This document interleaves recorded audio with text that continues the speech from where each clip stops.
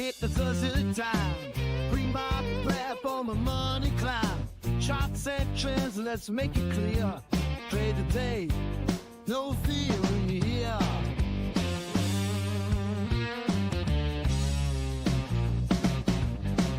Camera flow, the lines are tight. Plan of moves before the fight. Strategy is sharp, we're leading the way. Zazook.App sit on the stage. Zazook time. It's Zazook time. Zazook time. Guess what? It's Zazook time.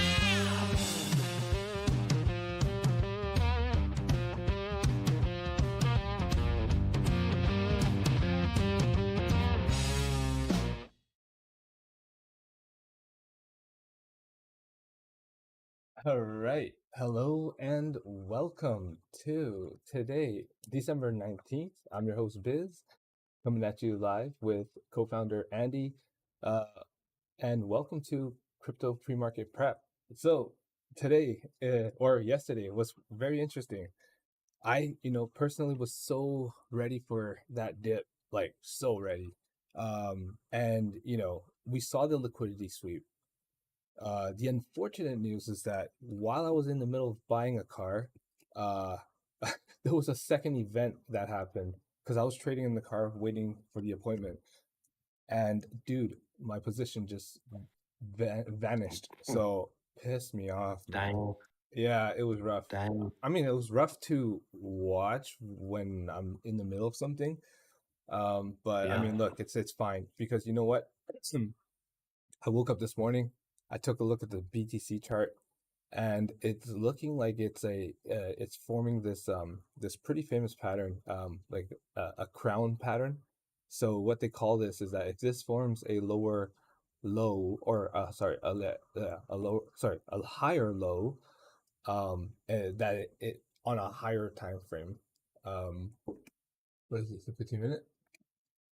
Was it? Oh, sorry. I'm talking about the XRP. I think I was talking about the All XRP right. Oh, I see. I when see. I was I in it. see. Yeah, Okay.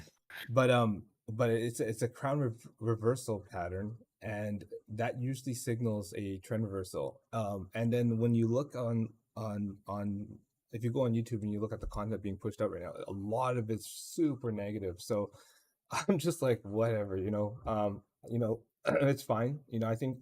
I'm feeling good about today overall. But I don't know how the vibes is with your side, and how it was overnight. How's it going, Andy? How Well, are things? no, very good. I mean, I was very lucky in a sense because where I live, I went to sleep before the FOMC released their announcement, right? Before Powell came on and did his 30-minute speech. So I woke up to all of this morning. And by the time I kind of woke up, it was kind of over, Yeah. in terms of the BTC drop. I mean, I've just mapped this out here on the 15-minute chart. This red arrow is where he announced it. And then you got a drop. And then by the time I came here, it was like just nearing the bottom. Yeah, it was not quite the bottom, but then it kind of did this sweep down here and then went back up. Hey, Andy, but it's interesting. If you want, can you just zoom into that chart real quick? Just zoom right into, yeah. You see that first leg down? So on the alts, I think that first leg is a little bit more pronounced, which formed, it just went down a bit lower than that. And then you see the next leg down, which went lower. So right now, what we're seeing is this bounce that's coming up. On the alts, I think it's less pronounced. So it's actually curling down much more drastically on certain alts. So to me, it signals like some strength in the market when I start to see that. And maybe perhaps we see a pullback with BTC. I don't know. But I mean, that BTC right now, it looks, I mean, I don't know how much down further we go. But, ideally, if we can get a bit of a pullback, it would strengthen my thesis. I've got some stuff to show you that may allay the fears, if you know what I mean. But let's start the day. Let's start the thing going through what happened. Obviously, our friend here thinks altcoin season is well and truly that was my over. high school average. Yeah, it is not altcoin season. But this was a very good tweet that came out before it happened by this Kurt S. Atwitter, who said tomorrow is actually the most important FOMC meeting of your life. So read this. And what he did was he came up with what they were expecting, like this 25 basis point rate cut, which everybody said.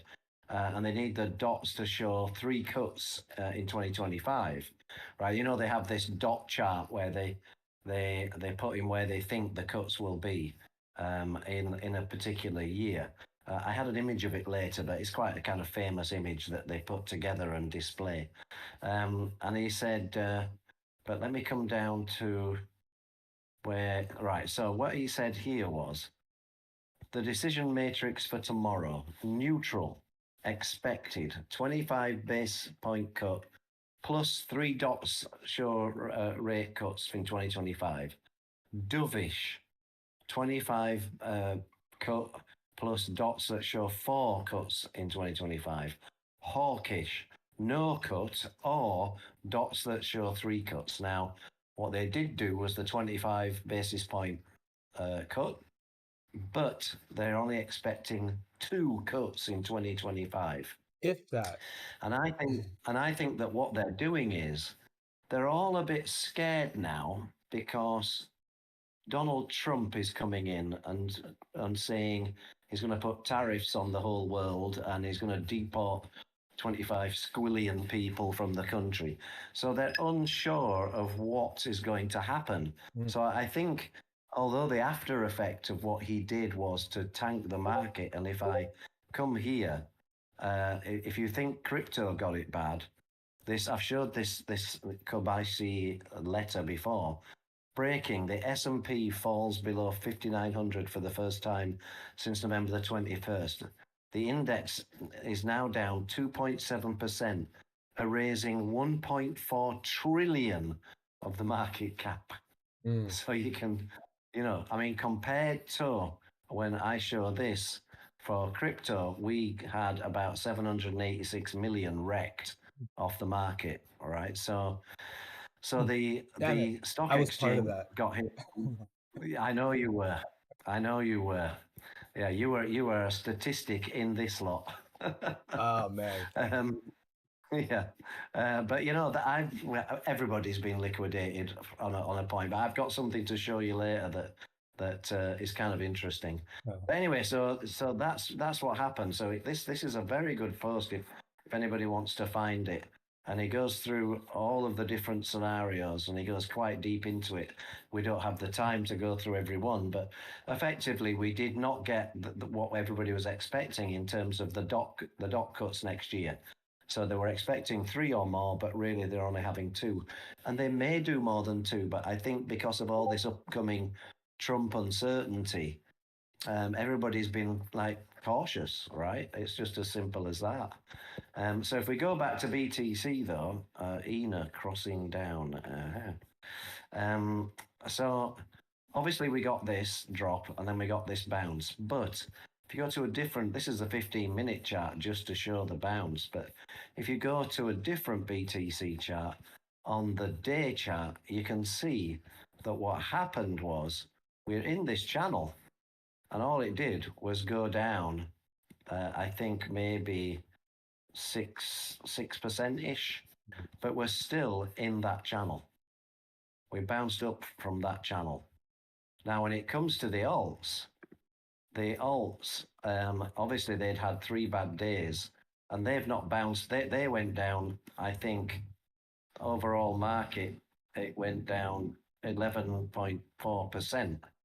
So like double that of Bitcoin. And today they've not really rallied that much. You can see some small gains in certain coins, but not many. But it has been very interesting because within Zazook, obviously the market health, we know the state of the market at the moment.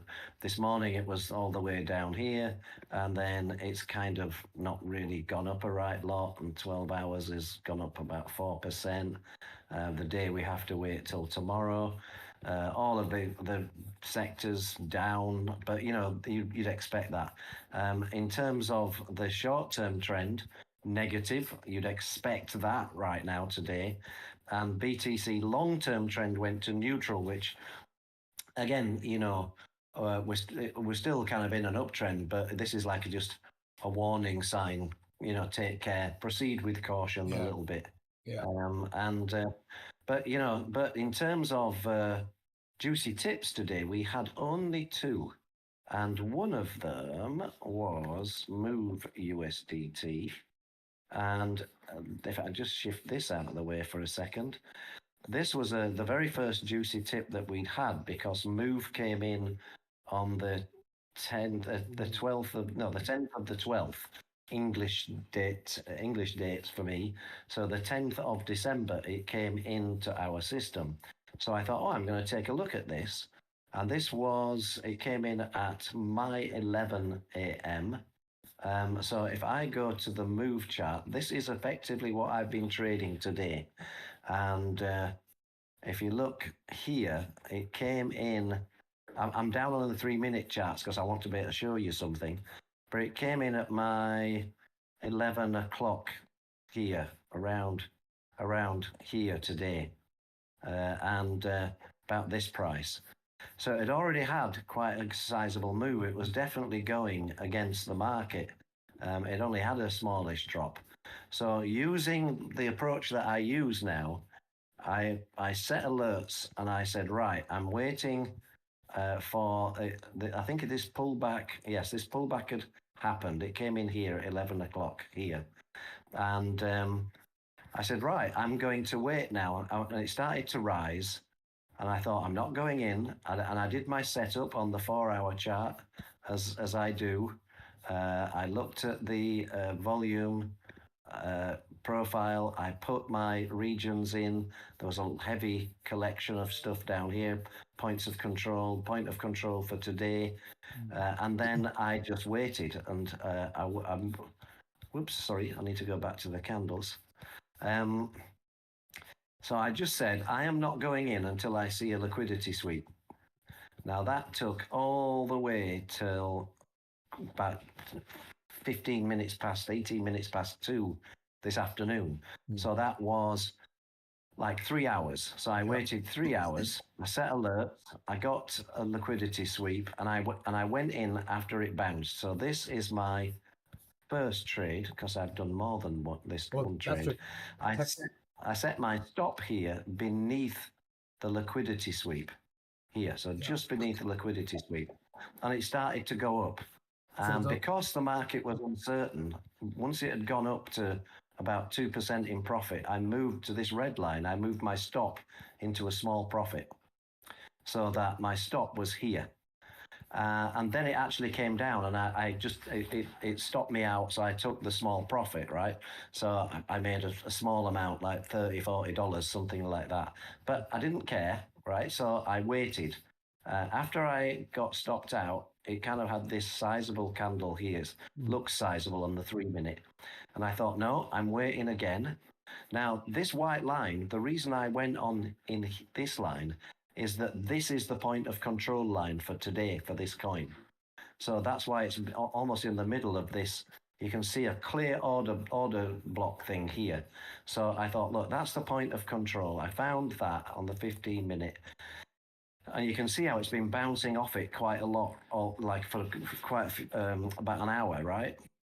And so once I got stopped out, I waited for it to come down, got that bounce immediately. So waited. I was waiting for if it was going to do another liquidity sweep like you talked about. It didn't, and when it came down, I went in. Yeah. And again, yeah. And this was at 421. So now I went, but the thing is, interestingly, on the first trade, I went in at 5x and my stop was 1.69. On the second one, I went in here and I moved my stop beneath these. So my stop was only like 0.5%. So I did 10x.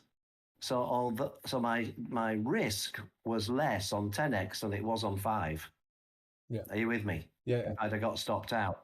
So then I just let it ride up, and I got to 10%. I'm now sort of 7%. I just let it go because I thought it seems to be going up. I'm just going to let it go. So that using that whole kind of volume profile, finding your points of control, waiting for liquidity sweeps, and having the patience to do that, you tend to go in then on very minimum risk. Yeah, totally.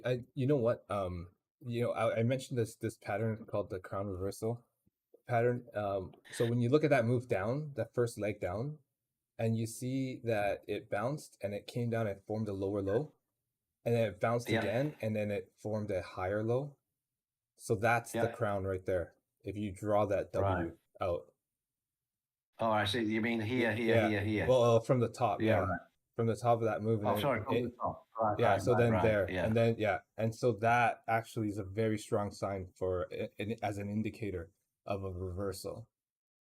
Yeah, I mean, what's good about it is, I guess this is what you didn't do on yours, is I set my first stop like literally beneath here. So it was 1.69. So I knew, and what's good on they don't do this on Binance, which is terrible, but on the other exchange that I use, which is BingX, that when you put a limit order in, you can specify a take profit and a stop loss at the same time, right? Yeah. So I specified a stop loss price in, and it told me this is your dollar risk. Yeah.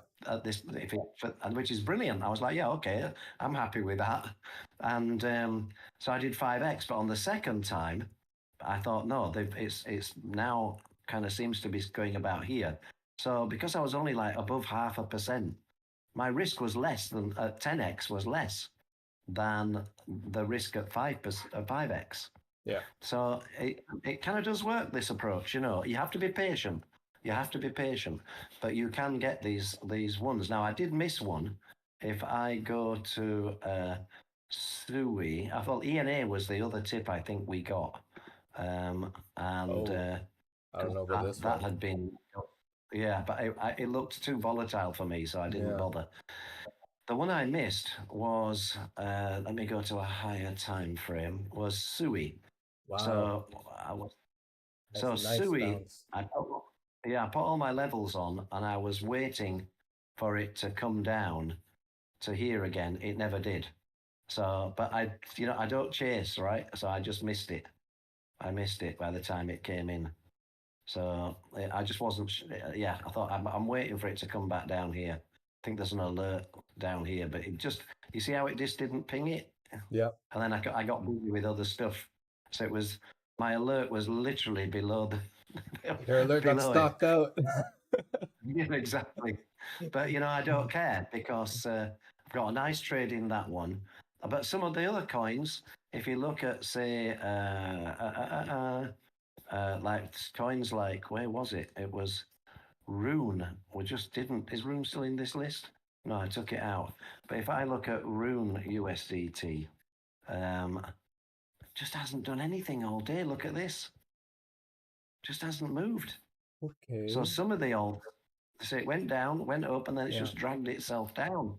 So some of the alts have bounced, but a lot of them haven't, which is why when you go to there, you can see that the alt market has not done very well yet. Well, if it closes... But the nice thing about the juicy tips is, I think that we got two here. We got ENA and Move, the only two juicy tips we've got today. But they were the ones booking the trend the fastest. Yeah. So that's how I found Move, because of the juicy tip. So it was very useful, and it was a good time of day for me to find it, because I had all day to kind of sit and have a look. I mean, in our elite channel right now, we've got only 62. Remember, we had like 300. But of all of that, of the 62, 100% of them are all above 10%, and up to 95, like 96, 95 are up to 20, 30%. So they've all done, really, really well. So that's that. The other one that's interesting is, I'm going to bring you back to Pengu from yesterday. I sold mine before I went to sleep last night, right? So I made myself, I don't know, 0.52 sol. I got out of it in the end, something like that. And then today, I'm going to come back to that in a minute. I found this on Dune, which is the Pengu, all about the Pengu airdrops. So 86% of the airdrop has now been claimed. Okay. So of course, which is very interesting. So it's possible that this could these white lines, by the way, are the POCs from today and the other day. Yeah, so you see the POC there and the POC down there. So that I just don't need to look because there's not a lot of data. I just put them on. Hold on a second. This is on Bing X? Yeah. Sorry, this is Binance. Oh, okay. But it's not on Bing X. It's on Binance, but I think only spot trading though. I so want to short this though. Yes, but now we've had 86% claimed.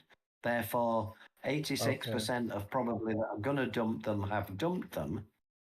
There's a good chance when you look at how the other coins work. If I pull this down a bit now, there's a good chance. And what tends to happen with these meme coins is they come in, they dump, and then they kind of have a little, and then they just shoot up, and then they die.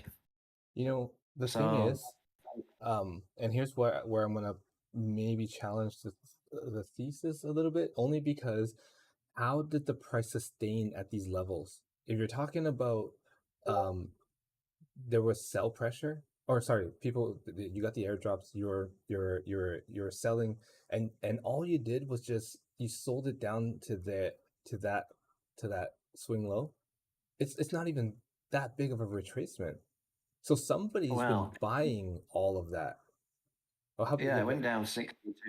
Yeah, 62? Some people are buying. Well, I mean, look what happened to me though. Like, oh yeah, you know, you want to talk about retracement? I mean, that thing's near dead. Yeah, I've not actually looked at it since, but yeah, I mean, that is, dear lordy. All right, so but one was handled very differently to the other, right? Yeah, it's just that just that if you imagine this, right? If somebody played their cards right and they absorbed all of this buy or the sell volume of everything, and then all of a sudden now people now retail might think, okay, well, since most of it's already sold, we can now start to accumulate. But then who was accumulating at these levels? Don't know. Because it's kind of held within this range. Yeah, but the problem is that okay, so why I'm suspect of this chart right now is because of that break right there. Yeah. See, it's been holding within like a 32% band, really. Yeah. But today, more in a kind of a lot less brand, but like less follow through. Yeah, the volumes dropping away. You know, it's dropping away if you look at the moving average over the volume. But anyway, I just thought I saw this Dune thing and I thought, oh, that's interesting. We've now got 86% of the Pengu claims. But I sold them last night, so the Sol's sat in my wallet, and I don't know what Sol's been doing today. Let's have a quick look at Sol. Not a lot. Honestly, let me just put Sol on Binance as opposed to here. So I mean, I have a wild theory about Pengu, and it might just buck people's go against the norm. But I really do believe that there's probably going to be a massive short on that, and most retail are going to think, okay, well, if most of the circulating supply is already out, technically there should be no sale volume because most people should be holding it, or they'll probably end up buying it. But somebody absorbed all of that when they released it, and it didn't even pull back that bad, actually. I mean, 60% is kind of like pretty strong. I mean, psychologically you think that, but if let's just say somebody out there was taking all of that and absorbing all that sell pressure, eventually, if they were to just understand what the open interest is for this token and just basically sell to take out that open interest, that would sink the price lower and lower and lower, and you actually start to squeeze out the people who are invested long, and if that's the case, eventually you become the market maker, and then No, that's true. you turn on the market making engines, and then the volume starts to, pick up. But I think that if that happens, we get a bigger retracement. Like this is just like, it's nothing. I think it's just it could be misleading in a sense. So anyways, that's my hot take. Whether I'm right or wrong, that doesn't matter. Yeah, no, But I agree. I agree. I'm gonna come back here. Piece of news before I move on. yeah, Or in fact, I'm nearly done. MicroStrategy may pause Bitcoin buys amid blackout rumors, and I was like, what do they mean by blackout rumors? And it's due to a rumored blackout period affecting these. These blackout periods, often self-imposed by publicly traded companies, restrict certain financial activities to comply with regulations or to avoid the appearance of impropriety. So now, if he stops buying in January, then it's going to be interesting to see how the Bitcoin market gets affected by that, because he's doing a lot of the buying, right? yeah, So we'll have to see. But so far, I think if you come to this chart, there's nothing to see here. Is the phrase about that drop yesterday? And I said this to you before the stream, but I heard this on another stream today. If it drops fast, it doesn't last. yeah. No, that's a good one. But what you do have, because quite a lot of people are looking for things like Thorchain, like Rune, right? Now you're getting Rune at a discounted price. It was up at 7.5. Now it's down at 5.6. So if you want to hold it for the longer term, then go for it. That might be a good buy. It's certainly in an uptrend overall, but today it's not rallied with the Bitcoin going up quite a bit. It's just stayed down. It's not moved at all. Plenty of volume, as you can see, but it's literally not moved. In fact, if anything, it's just continued to drop. So, so there are some cheap alts if you want to just buy them and hold them, and, don't use high leverage just in case Bitcoin goes beneath this trend line and tanks down a bit more. But yeah, so an interesting day. Exactly what we thought. We predicted it yesterday with the FOMC, that if they didn't tell us what we wanted to hear, we could have a pullback. But I don't think crypto's been hit anywhere near as hard as the stock market. Yeah, no, absolutely. Cool. Yeah, I think that's it for today. We are 1 hour before market opens. So I hope that there's enough information here that we can go into the market feeling a bit more confident. I am definitely not feeling fearful at this moment. I'm feeling like there's going to be an opportunity. So the pattern I'll be looking for on the charts is a crown reversal. So we already saw the lower low form already. So what I'm looking for right now is a slight pullback, and I think that's it. That'd be the move. And I'm going to be feeling very strong going in to the next trading day. I'm realistically, what are you on, the 15-minute? Yeah. Like this little pullback doesn't, I think it kind of delays my thesis out a little bit. So the thing is it's tough. Okay, so if we have a breakout with volume, then my thesis is invalid. But if we get a bit of a breakdown, I'm looking at my thesis to play out within the next few hours, and hopefully we can get some lower levels. If not, we get some continuation. I'll probably have to look at some new hold or break levels to identify what my potential entry points could be. But yeah, anyways, that's my game plan for today. And I am the host, Biz, and with co-founder Andy. And if you haven't done so already, follow us, follow our Twitter, follow Zazook.App, join our Discord if you guys want to connect. We'll be in the trenches doing this every day. We'll be delivering more on content side, trying to make things more professional, y'all. Trying. But I'm telling you, I got my camera back, so just got to play around with the settings a little bit, and then hopefully we can get it up to speed with all the settings and optimization. Cool. All right, Yeah. guys. That's it. So, Andy, Happy is that training, everyone. Have a good perfect? one. Absolutely. Stay safe.